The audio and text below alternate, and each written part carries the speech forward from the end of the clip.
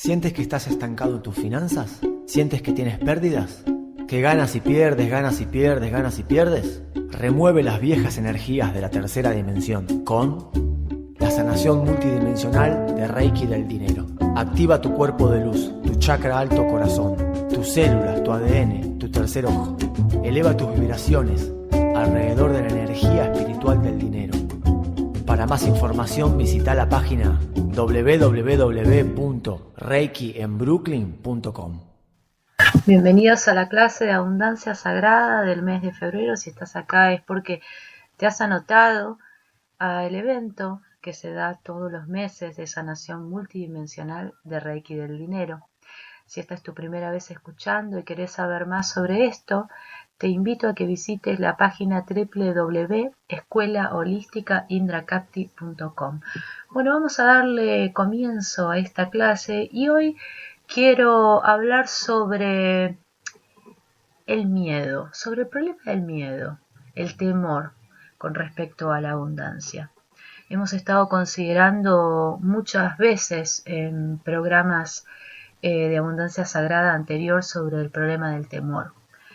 Vimos que casi todos estamos atemorizados y que el temor impide la iniciativa porque hace que nos aferremos a la gente, a las cosas, como una enredadera se aferra a un árbol. Nos aferramos a nuestros padres, a nuestros maridos, a nuestros hijos e hijas, a nuestros esposos, a nuestras esposas. Nos aferramos a nuestras posesiones. Esa es la forma exterior del temor. Estando internamente atemorizados, tenemos miedo de estar solos. Podremos poseer muchas saris, joyas, muchísimas propiedades, pero internamente y psicológicamente somos muy pobres. Cuanto más pobres somos en lo interno, tanto más tratamos de enriquecernos exteriormente apegándonos a las personas, a las posesiones, a la propiedad, como dije anteriormente. Cuando estamos atemorizados nos aferramos no solo a las cosas externas, sino también a las internas, tales como la tradición. Para la mayoría de las personas de edad avanzada y para las que en lo interno son insuficientes y vacías, la tradición importa muchísimo. ¿Se dieron cuenta? Quizás entre sus amigos o entre sus padres o maestros. ¿Lo notaron en ustedes mismos? En el momento en que hay temor interno, tratan de ocultarlo bajo la respetabilidad, siguiendo una tradición. Y así y solo así se pierde la iniciativa. A causa de que les falta iniciativa y solo siguen a otros, la tradición se vuelve muy importante, la tradición de lo que dice la gente, la tradición de lo que ha sido transmitido desde el pasado, la tradición que carece de vitalidad, del sabor de la vida, porque es una mera repetición sin significado alguno. ¿Se dieron cuenta de eso? Cuando uno tiene miedo, hay siempre una tendencia a imitar. ¿Te diste cuenta de esto? Las personas que tienen miedo imitan a otras, se aferran a la tradición, a sus padres, a sus esposas o maridos, a sus hermanos, hermanas. Y la imitación destruye la iniciativa. Cuando dibujan o pintan un árbol, por ejemplo, no imitan el árbol, no lo copian exactamente como es, porque si no sería una mera fotografía. A fin de tener la libertad necesaria para pintar un árbol o una flor o una puesta de sol, tienen que sentir lo que estas cosas les comunican, el significado, el sentido que tienen. Esto es muy importante. Es importante que traten de comunicar el significado de lo que ven y no que meramente lo copien, porque de ese modo, ¿no? Cuando uno comunica el significado, está abierto a un proceso creativo. Y para esto tiene que haber una mente que sea libre, que no esté cargada con la tradición, con la imitación. O sea, miren sus propias vidas, miren la vida de las personas que los rodean, vean lo tradicionales, lo imitativas que son. En ciertas cuestiones están ustedes obligados a ser imitativos, tal como en las ropas que visten, en los libros que leen, en el idioma que hablan. Estas son todas formas de imitación, pero es necesario ir más allá de este nivel y sentirnos libres para poder pensar las cosas por nosotros mismos, de modo que no aceptemos irreflexivamente lo que algunos otros dicen, sin importar quién sea, un maestro de escuela, un padre o uno de los grandes instructores religiosos, no importa. Es esencial que piensen las cosas por sí mismos y no sigan a nadie porque el sentimiento, digamos el seguimiento, indica temor. En el momento en que alguien les ofrece algo que ustedes desean, el paraíso, el cielo o un empleo mejor, hay temor de no obtenerlo. Por consiguiente, empiezan a obedecer, a seguir. En tanto estén deseando algo, se hallan atados al temor y el temor mutila la mente de tal modo que no pueden ser libres. ¿Saben lo que es una mente libre? ¿Alguna vez han observado la propia mente? No fuimos educados mentalmente libres. Siempre están a la expectativa de lo que sus amigos dicen de ustedes. Esa mente es como una casa cercada por una valla o por un alambre de púas. En este estado nada nuevo puede acontecer, lo nuevo solo es posible cuando no hay temor. Y es extremadamente difícil para la mente estar libre de temor, porque ello implica realmente estar libre del deseo de imitar, del deseo de seguir, libres del deseo de acumular riquezas o lo que sea, o de amoldarse a una tradición, todo lo cual no quiere decir que hayan de hacer algo extravagante.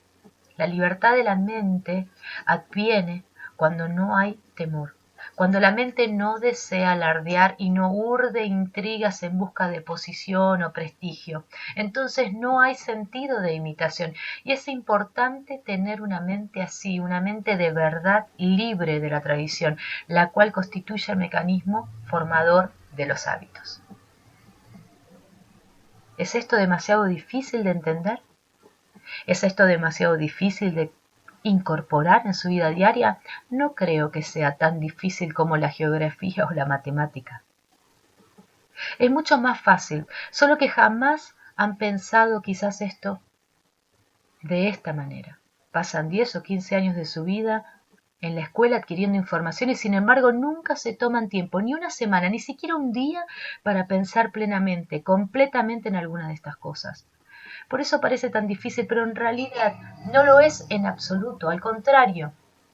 Si le dedican tiempo, podrán ver por sí mismos cómo trabaja la mente, cómo opera, cómo responde. Y es muy importante que empiecen a comprender su propia mente mientras están viviendo, mientras tienen una vida, mientras son jóvenes.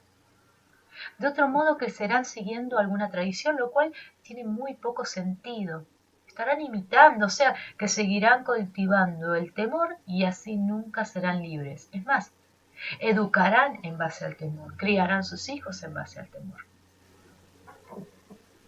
¿Han advertido alguna vez los atados que están a la tradición? Deben casarse de cierta manera. Sus padres se eligen quizás sobre sus vidas cuando eran jóvenes. O están eligiendo. Deben practicar quizás ciertos rituales religiosos, no como si fuera un mandato del árbol genealógico. Pueden que estos no tengan ningún sentido, pero están obligados a practicarlos. Están obligados a seguir esa famosa moral que todo el mundo tiene. Tienen líderes a quienes deben seguir, líderes políticos, líderes religiosos. Todo alrededor de ustedes, si lo observan, refleja un estilo de vida en el que la autoridad se halla muy bien afirmada. Está la autoridad del gurú, la autoridad del grupo político, la autoridad de los padres, la autoridad de la opinión pública, la autoridad de un marido. Cuanto más antigua es una civilización, tanto mayor es el peso de la tradición con su serie de imitaciones. Y estando agobiado por ese peso, la mente de ustedes jamás será libre. Pueden hablar de libertad política o de cualquier otro tipo de libertad, libertad de expresión, libertad espiritual, pero como individuos nunca son libres para descubrir por sí mismos. Siempre están siguiendo un ideal, siguiendo algún gurú, algún maestro, alguna superstición absurda. Por lo tanto, toda la vida de ustedes está restringida, limitada, confinada a ciertas ideas. Y muy en lo hondo, muy en el fondo, está el temor. ¿Cómo pueden pensar libremente si hay temor? Por eso es tan importante estar consciente de todas estas cosas. Si ven una víbora y saben que es venenosa, se apartan, no se acercan a ella, ¿verdad? Pero ignoran que se hallan atrapados en una serie de imitaciones que impiden la iniciativa. Están atrapados en ella inconscientemente, pero si comienzan a tomar conciencia de ellas y de cómo los tiene sujetos y se dan cuenta del hecho de que quieren imitar porque sienten temor de lo que la gente pueda decir, porque temen a sus padres, a sus maestros o a lo que sea, entonces podrán ahí mirar todas estas limitaciones en las que están atrapados, podrán examinarlas como estudian las matemáticas o cualquier otra materia. ¿Están conscientes, por ejemplo, de que tratan a las mujeres de distinta manera que a los hombres? ¿Por qué tratan desdeñosamente a las mujeres? Al menos los hombres lo hacen con frecuencia. ¿Por qué van a un templo? ¿Por qué practican rituales? ¿Por qué siguen a un gurú? Primero tienen que darse cuenta de todas estas cosas y después pueden investigarlas, pueden cuestionarlas, estudiarlas, pero si todo lo aceptan ciegamente porque los últimos 30 siglos ha sido así, entonces eso no tiene sentido. Lo que indudablemente necesitamos son individuos como ustedes, como yo, que están comenzando a examinar todos estos problemas, no de manera superficial o casual, sino más y más profundamente, a fin de que la mente tenga libertad para ser creativa, libertad para pensar, libertad para amar.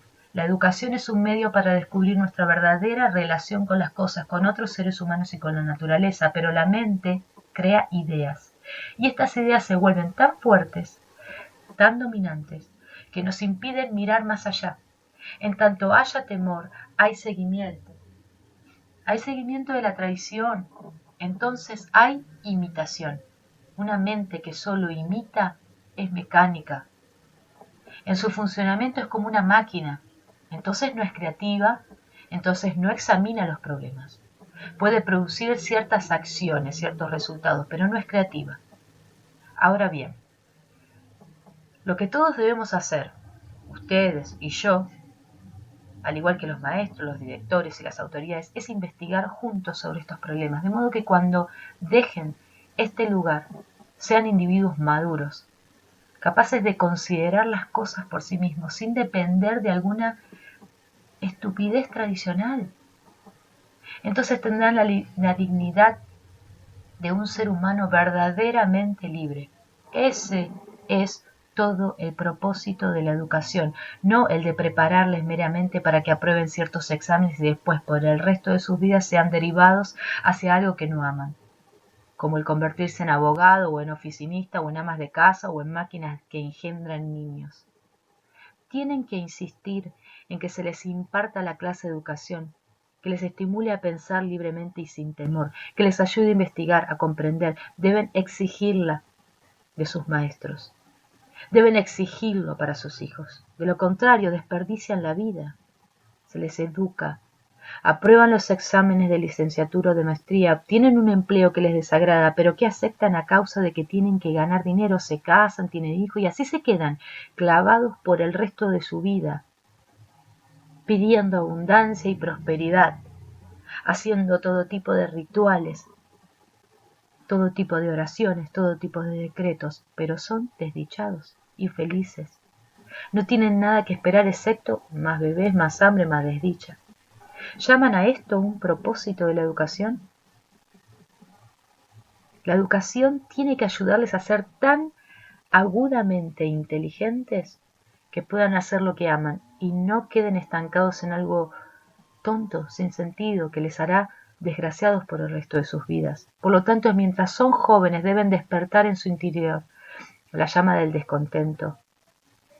Ahora debes despertar la llama del descontento, debes hallarte en un estado de revolución.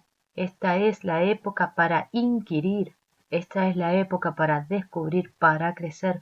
Por eso insistan en que sus padres, en sus maestros, en su familia, sean educados apropiadamente. No se satisfaga meramente con sentarse y absorber información acerca de esto o de aquello.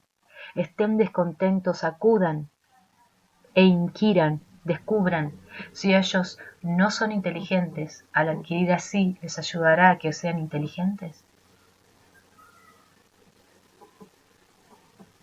Es necesario crecer en madurez, en verdadera libertad. Entonces, continúen aprendiendo durante toda la vida, hasta que mueran. Y realmente así serán seres humanos inteligentes, dichosos, felices.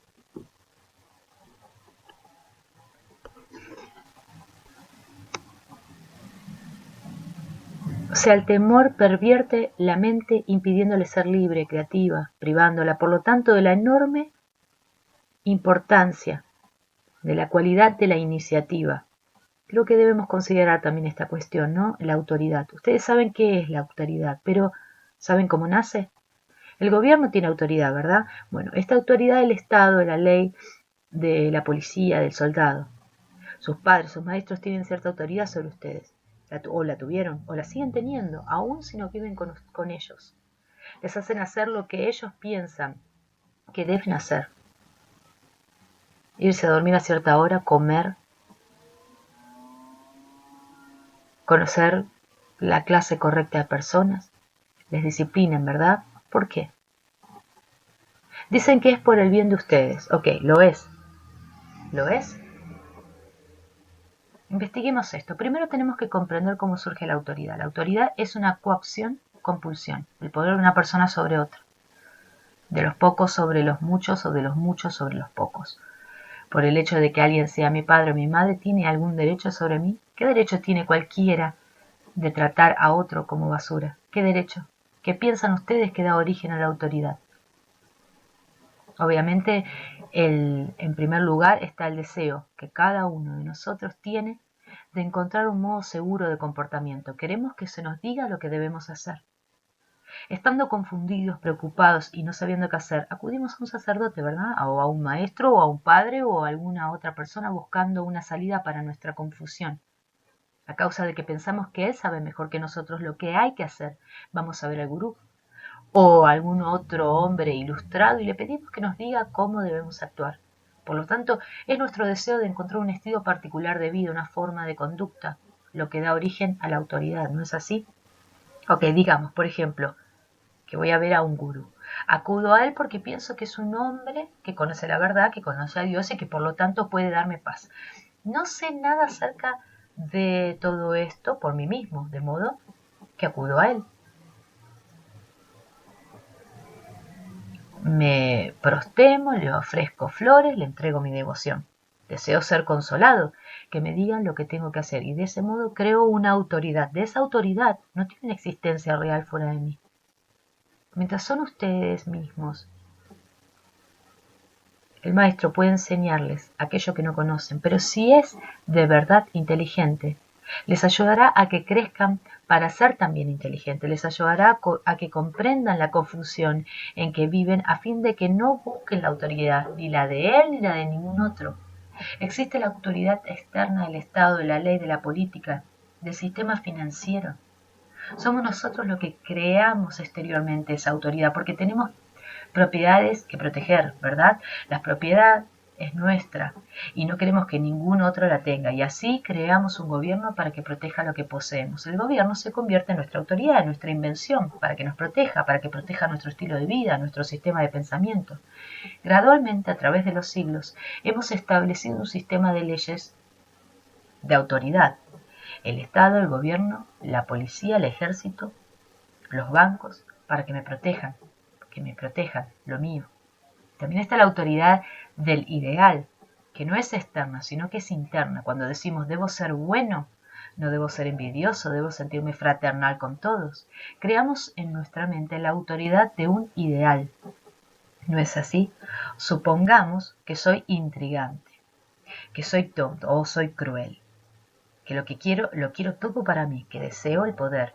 Ese es el hecho, es lo que realmente soy, pero pienso que debo ser fraternal porque así lo han dicho las personas religiosas y también porque es conveniente, provechoso decir eso. En consecuencia, creo el ideal de la fraternidad. No soy fraternal, pero por diversas razones deseo serlo.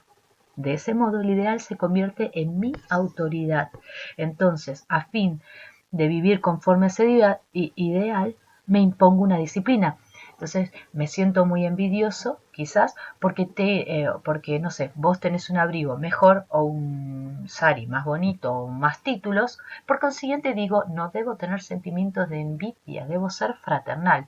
El ideal se ha vuelto mi autoridad y trato de vivir conforme a ese ideal. ¿Y qué sucede entonces?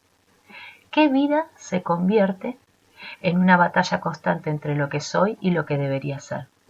Pero me disciplino, y el Estado también me disciplina, ya sea comunista, socialista o capitalista. El Estado tiene ideas acerca de cómo debo comportarme. Si vivo en un Estado así y hago algo contrario a la ideología oficial, soy reprimido por el Estado, ¿verdad? O sea, por los pocos que controla el Estado. Entonces, existen en nosotros dos partes, la parte consciente y la parte inconsciente. ¿Comprenden lo que esto significa? Supongamos que yo estoy paseando por el camino y hablo con un amigo. Mi mente consciente está ocupada con nuestra conversación, pero hay otra parte de mí que está absorbiendo inconscientemente innumerables impresiones: árboles, hojas, pájaros, luz del sol sobre el agua. Este impacto de lo externo sobre lo inconsciente ocurre todo el tiempo, aunque nuestra mente consciente esté ocupada. Y lo que absorbe el inconsciente es mucho más importante que lo que absorbe la mente consciente. Esta puede absorber comparativamente poco. Ustedes absorben conscientemente, por ejemplo, lo que se les enseña en la escuela, o en la familia, o en un trabajo, y eso no es realmente mucho. Pero la mente inconsciente está absorbiendo de manera constante las acciones recíprocas entre ustedes y un maestro, entre ustedes y sus amigos. Todo esto ocurre subterráneamente e importa mucho más que la mera absorción de hechos en la superficie.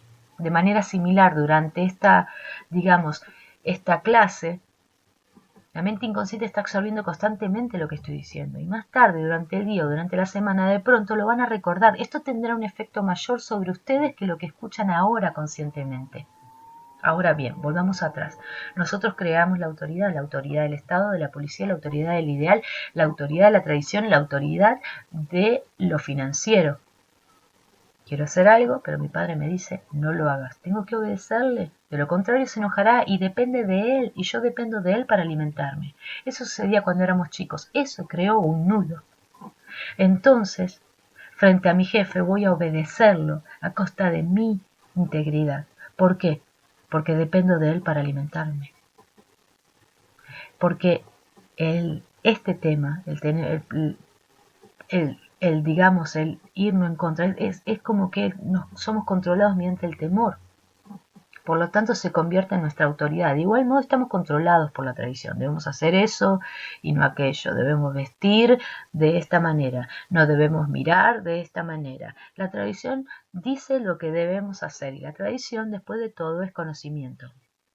Están los libros que le dicen lo que hay que hacer. Los padres que nos dicen y nos dijeron lo que debíamos hacer. La sociedad, la religión que dicen lo que debemos hacer. ¿Y qué pasa con nosotros? Quedamos aplastados, abatidos. Jamás pensamos por nosotros mismos. Jamás actuamos. ¿Y vivimos vitalmente? No. Porque todas esas cosas nos atemorizan. O sea, nos dicen que tienen que obedecer. De otro modo estarían indefensos. ¿Qué significa eso? Significa que han creado la autoridad a causa de que están buscando un modo seguro de conducirse, una manera segura de vivir. La persecución misma de la seguridad crea autoridad, y así es como nos volvemos meros esclavos, dientes en las ruedas de una maquinaria, viviendo sin ninguna capacidad para pensar o para crear. No sé si ustedes, pintan. Si lo hacen, generalmente el maestro de arte les dice cómo pintar. Ven un árbol y lo copian. Pero pintar es ver el árbol y expresar sobre la tela o en el papel lo que sienten respecto de ese árbol. Como lo dije anteriormente, el movimiento de las hojas con el susurro del viento que pasan entre ellas. Y para hacer eso, para captar el movimiento de la luz y de las sombras, tienen que ser muy sensibles. ¿Y cómo pueden ser muy sensibles a cualquier cosa si tienen miedo y están todo el tiempo diciendo, debo hacer esto, debo hacer aquello? De lo contrario, ¿qué pensará la gente? Toda sensibilidad a lo bello es paulatinamente destruida por la autoridad. Entonces surge el problema de si una escuela de esta clase debe disciplinarle. Vean las dificultades que los maestros, si son verdaderos maestros, tienen de afrontar. Algunos de ustedes, digamos, pongamos un ejemplo, son desobedientes, que yo soy un maestro. ¿Debo imponerles una disciplina? Y si lo hago, ¿qué ocurre? Siendo más grande, teniendo más autoridad y todo eso, ¿y por qué me pagan para hacer ciertas cosas? ¿Por qué me pagan para obligarlos a obedecer? Al hacerlo, ¿acaso no estoy mutilando sus mentes? ¿No estoy comenzando a destruir su inteligencia? Si les esfuerzo para que hagan las cosas porque pienso que eso es lo correcto, ¿acaso no los vuelvo unos tontos, inútiles? ¿Y a ustedes les gusta ser disciplinados? ¿A ustedes les gusta que les fuercen para que hagan las cosas, aun cuando exteriormente puedan objetarle? O sea, ¿les da una sensación de seguridad? Si no les forzaran, piensan que estarían realmente mal, que harían cosas incorrectas, por lo tanto dicen, por favor, disciplínenme, ayúdenme a comportarme correctamente. Entonces, ¿debo disciplinarlos o más bien ayudarles a que comprendan por qué son tan desobedientes? ¿Por qué hacen esto o hacen aquello? Esto significa sin duda que como maestro, como padre o lo que sea, no debo tener sentido alguno de autoridad. Debo ayudarles realmente a que comprendan sus dificultades porque son, digamos, las dificultades de por qué se consideran malos, por qué huyen. Debo ayudarlos a que ustedes se comprendan a sí mismos y ustedes ayudarán a otros a comprenderse a sí mismos. Si yo los esfuerzo, no los ayudo. ¿Verdad? Dense en cuenta que la autoridad, a todo lo que le dieron autoridad, incluso el dinero, les destruye la inteligencia, les destruye la capacidad creativa de generar dinero, pero de otra manera, de otro lugar. Después de todo, la inteligencia puede advenir solo cuando hay libertad, libertad para pensar, libertad para sentir, libertad para observar, libertad para investigar, libertad para hacer lo que uno quiera, tocar lo que uno quiera y obtener lo que uno quiera, no lo que uno necesita. Pero si se les esfuerza, se los hace tónicos como la mayoría de las personas. Y es por lo general, esto ocurre en todos los ámbitos de la sociedad.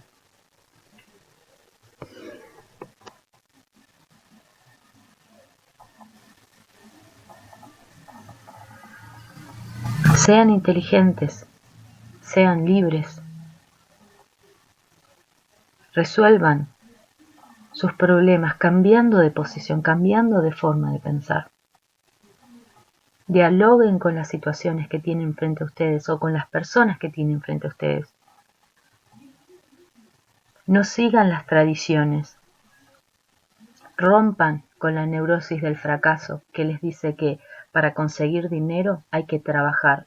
Trabajo es trabajo. Muchas veces lo hemos hablado, muchas veces lo hemos realmente remarcado. Vivan dichosamente. Ustedes saben que cuando están sufriendo, cuando tienen un dolor físico, cuando alguien los golpea o se enoja contigo, sabes que sufres. Pero cuando eres dichoso, ¿lo sabes también? ¿Tienes conciencia de tu cuerpo cuando estás sano? Ciertamente la felicidad es un estado del cual somos inconscientes, del cual no nos percatamos. En el momento en que nos damos cuenta de que somos felices, dejamos de ser felices, ¿no es así? Pero casi todos ustedes sufren siendo conscientes de eso, desean escapar del sufrimiento hacia lo que llaman felicidad. Quieren ser conscientemente felices y en el momento en que son conscientemente felices, la felicidad se fue. ¿Puedes decir alguna vez que eres dichoso? Es solamente después, un instante o una semana después cuando dices feliz fui, qué dichoso he sido. En el instante real eres inconsciente de la felicidad y esa es su belleza. Gracias por escucharme, gracias por estar aquí en esta clase de abundancia sagrada del mes de febrero. Te espero el mes que viene y nuevamente si querés entrar a las listas de sanación multidimensional de Reiki del dinero del mes de marzo, obviamente porque las listas ya cerraron. Te invito a que visites www.escuelaholísticaindrakati.com. Mi camino hacia la curación fue guiado siguiendo el sendero espiritual, unida a mi trabajo interno de crecimiento, de un crecimiento personal y de evolución. Para ser un sanador, uno debe permitirse primero la sanación, eliminando los bloqueos, permitiendo que se desarrolle una energía interior suprema, elevando tus vibraciones, elevando el amor, empezando el camino Karuna de la compasión. Surge así sin más la compasiva acción de que todos alrededor reciban las mismas bendiciones. Si estás en este momento sintiendo lo mismo que he sentido yo, vení, te invito a ser parte de este camino de sanación, a ser parte del camino Karuna. Estudiar Reiki y hacelo hoy para cambiar el mañana. Para más información visita www.reikienbrooklyn.com.